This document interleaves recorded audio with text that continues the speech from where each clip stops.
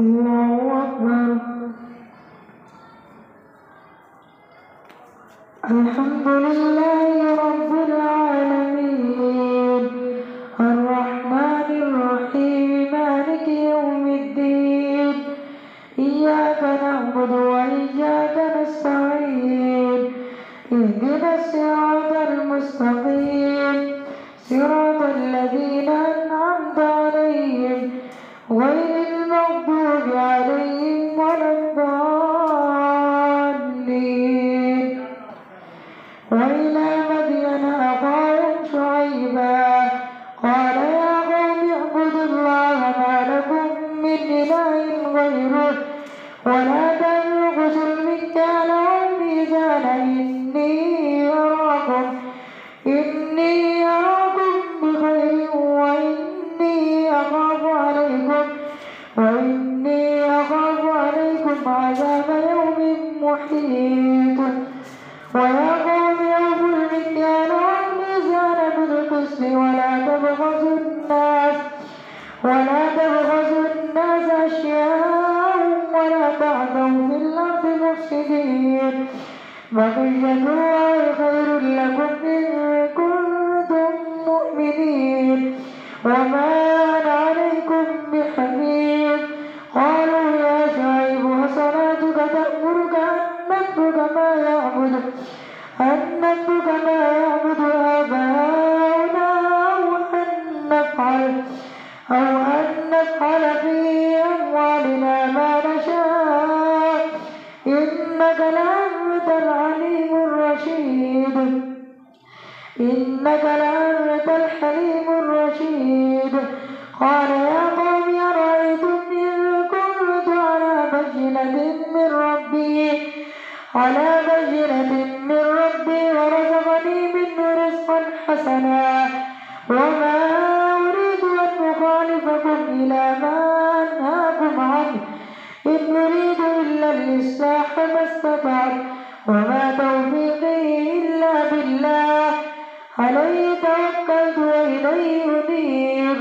ويا قوم لا يجرمنكم شقاقي أن يصيبكم مثل ما أصاب قوم نوح أو قوم هود أو قوم صالح وما قوم لوط منكم ببعيد. واستغفروا ربكم ثم توبوا إليه إن ربي رحيم ودود. قالوا يا شعيب ما نفقه كثيرا مما تقول وإنا لنراك فينا ضعيفا ولولا رهتك لرجمناك وما أنت علينا بعزيز. قال يا قوم ربي أعز عليكم من الله واتخذتموه وراءكم ظهريا إن ربي بما تعملون محيط. ويا قوم اعملوا على مكانتكم إني عامل سوف تعلمون من يأتيه عذاب يخزيه ومن هو كاذب وارتقبوا إني معكم رقيب. ولما جاء أمرنا نجينا شعيبا والذين آمنوا معه برحمة منا وأخذت الذين ظلموا الصيحة فأصبحوا في ديارهم جاثمين كأن لم يغنوا فيها. ألا بعدا لمدين كما بعدت ثمود. ولقد أرسلنا موسى بآياتنا وسلطان مبين إلى فرعون وملئه فاتبعوا وما أمر فرعون برشيد يقدم قومه يوم القيامة فأوردهم النار وبئس الرفد المورود. وأتبعوا في هذه لعنة ويوم القيامة بئس الرفد المرفود. ذلك من أنباء القرى نقصه عليك منها قائم وحصيد. وما ظلمناهم ولكن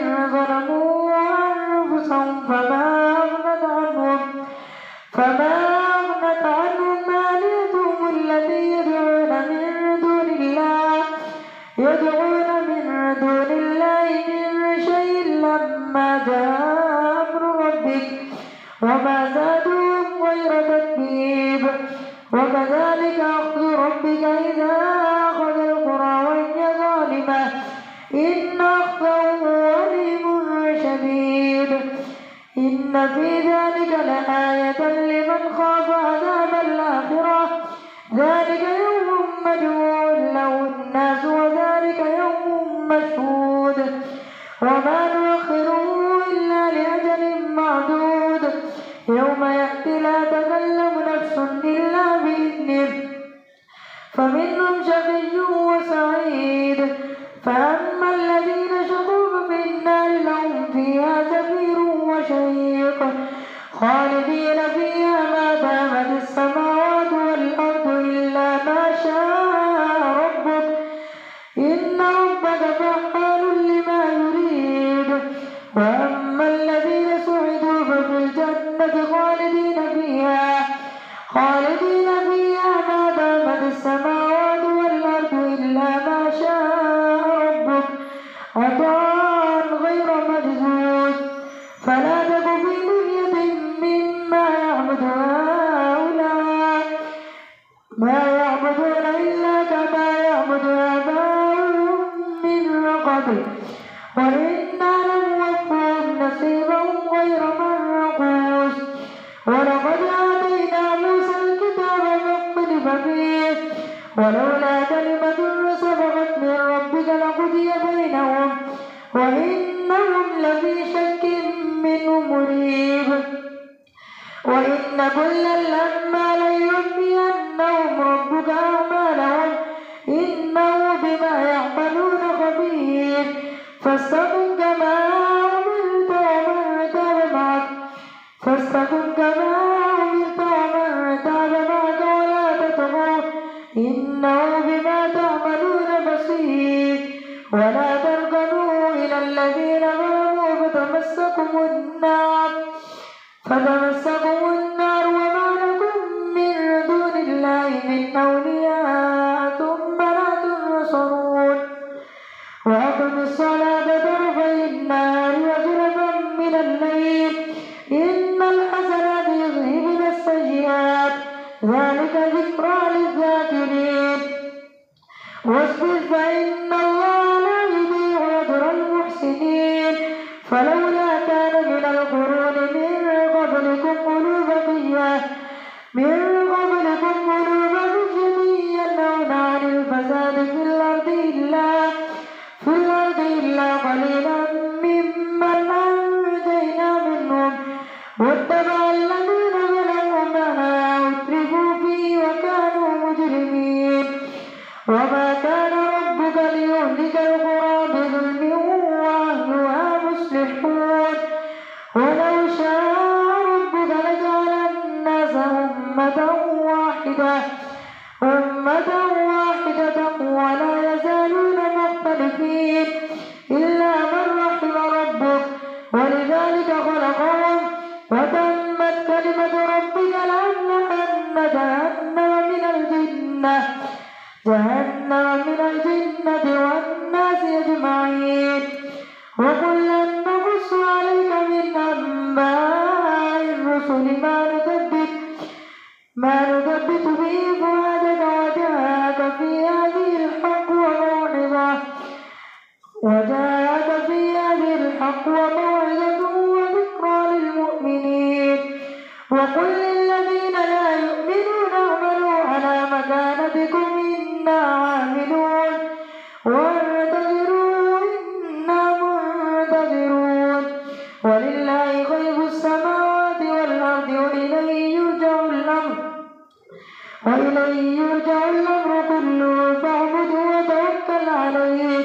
وما ربك بغافل عما تعملون ألف لام را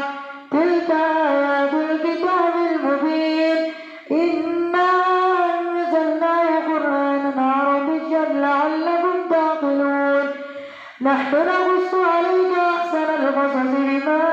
أوحينا إليك هذا القرآن وإن كنت من قبله لمن الغافلين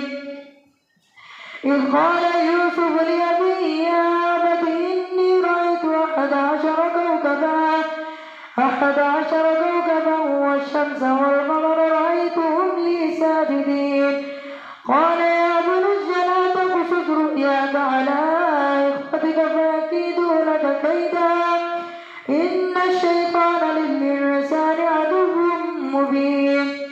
وكذلك يجتبيك ربك ويعلمك من تأويل الأحاديث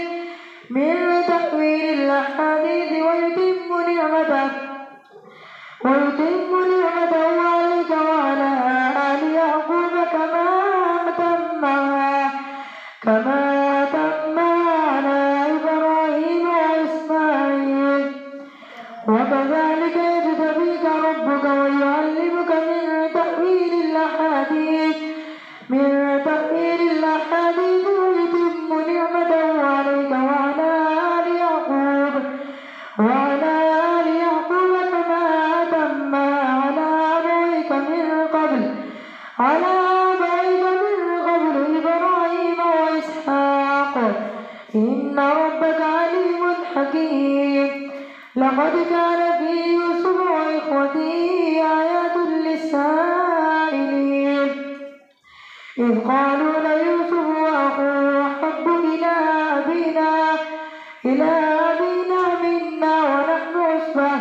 إن أبانا لفي ضلال مبين. اقتلوا يوسف أو اطرحوه أرضا يخل لكم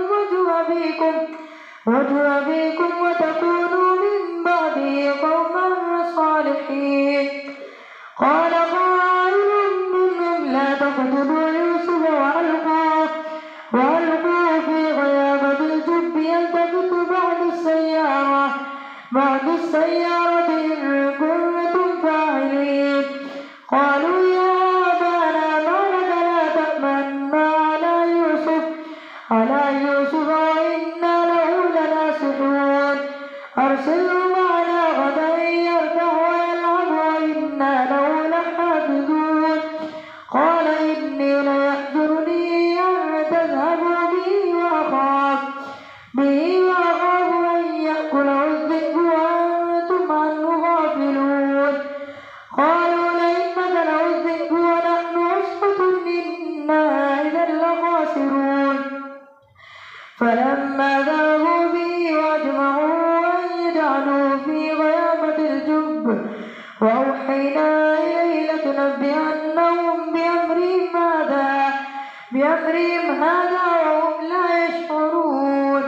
وجاءوا أباهم عشاء يبكون. قالوا يا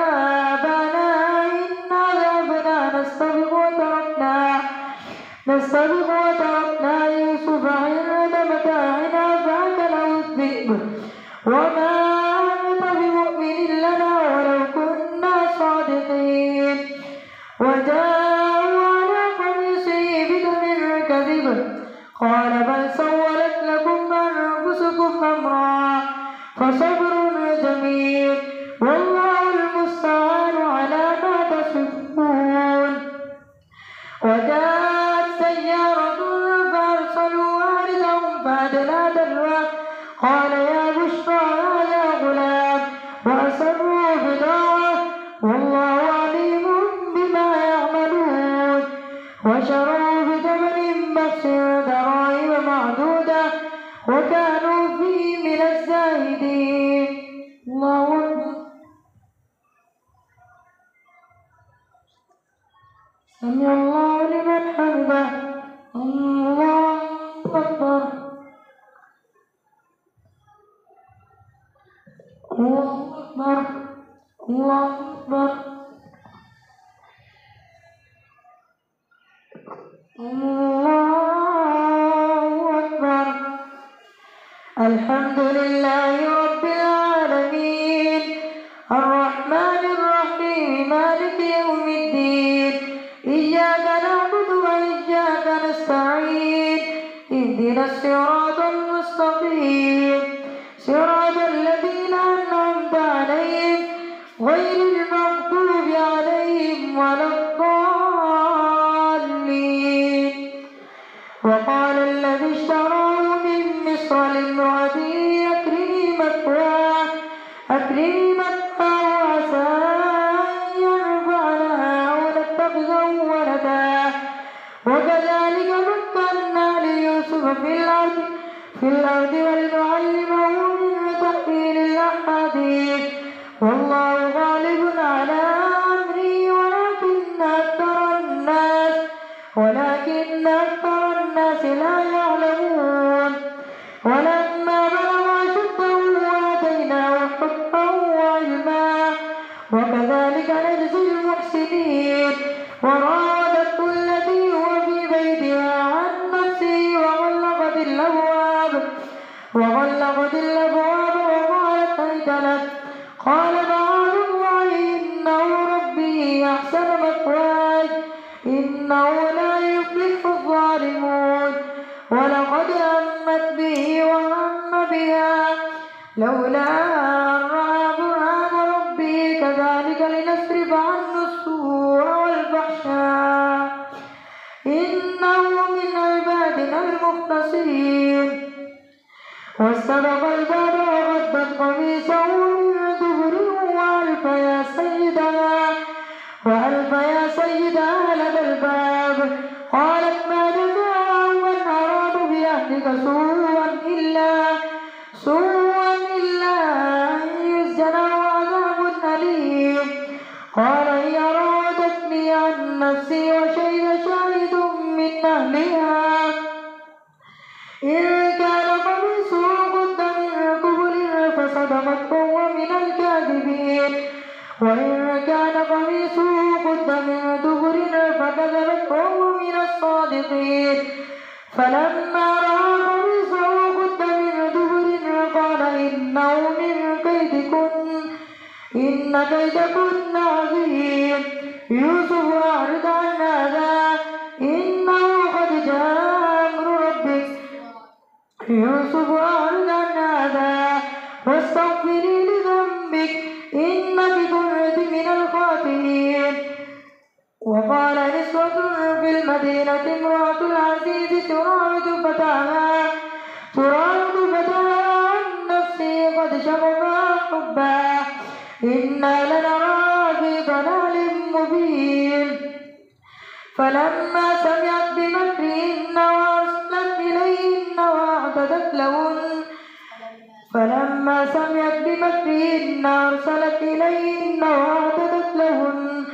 وأعتدت لهن متكئا وآتت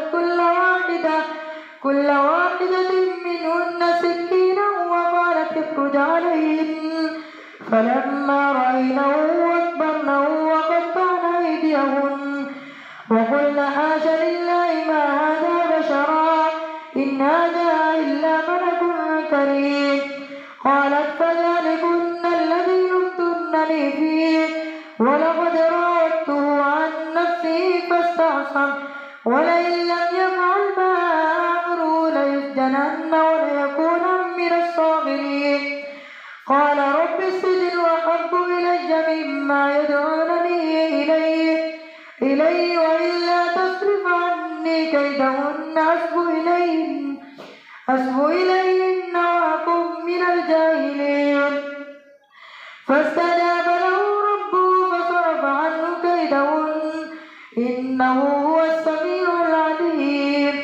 ثم بدا لهم من بعد ما رأوا الآيات ليسجننه حتى حين ودخل معه السجن فتيان قال أحدهما إني أراني أعصر خمرا وقال الآخر إني أحمل فوق رأسي خبزا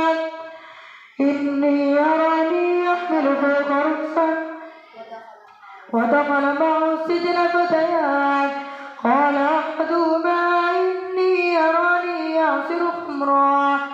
وقال الآخر إني أراني أحمل فوق رأسي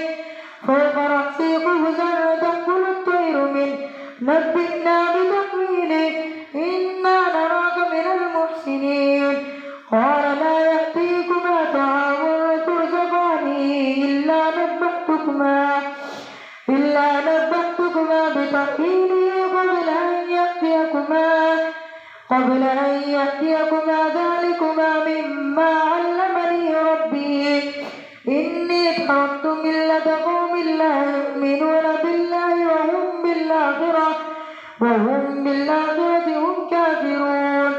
واتبعت ملة آبائي إبراهيم وإسحاق ويعقوب ما كان لنا أن نشرك بالله شيء ذلك من فضل الله علينا وعلى الناس ولكن أكثر الناس لا يشكرون يا صاحبي السجن أرباب متفرقون خير أم الله الواحد القهار ما تعبدون من دونه إلا أسماء سميتموها أنتم وآباؤكم ما أنزل الله بها من سلطان إن الحكم إلا لله أمر ألا تعبدوا إلا إياه ذلك الدين القيم ولكن أكثر الناس لا يعلمون يا صاحبي السجن أما أحدكما فيسقي ربه خمرا وأما الآخر فيسلب فتأكل الطير من رأسه قضي الأمر الذي فيه تستفتيان وقال للذي ظن أنه ناج منه اذكرني عند ربك فأنساه الشيطان ذكر ربه فلبث في السجن بضع سنين وقال الملك إني أرى 7 بقرات سمان يأكلهن 7 عجاف وسبع سنبلات خضر وأخر يابسات وقال الملك إني أرى 7 بقرات سمان يأكلهن 7 عجاف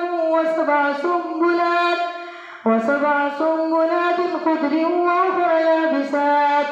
يا أيها الملأ وافتوني في رؤياي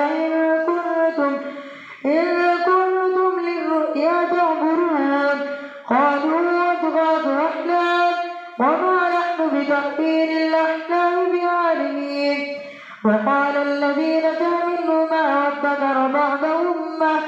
بعد أمة أنا أنبئكم بتأويله فأرسلون يوسف أيها الصديق وافتنا في 7 بقرات سمان يأكلهن 7 عجاف وسبع سنبلات خضر وأخر يابسات لعلي أرجع إلى الناس لعلهم يعلمون قال تزرعون 7 سنين دابا فما حصدتم فذروا في سنبله إلا قليلا مما تأكلون ثم يأتي من بعد ذلك 7 شداد يأكلن ما قدمتم لهن إلا قليلا مما تحسنون ثم يأتي من بعد ذلك عام فيه يغاث الناس وفيه يعصرون وقال الملك ائتوني به فلما جاءه الرسول قال ارجع إلى ربك فاسأله ما بال النسوة اللاتي قطعن أيديهن إن ربي بكيدهن عليم قال ما خطبكن إذ راوتن يوسف عن نفسه قلنا حاش لله ما علمنا عليه من سوء قالت امرأة العزيز الآن حصحص الحق أنا راودته عن نفسي وإنه لمن الصادقين ذلك ليعلم أني لم أخن بالغيب وأن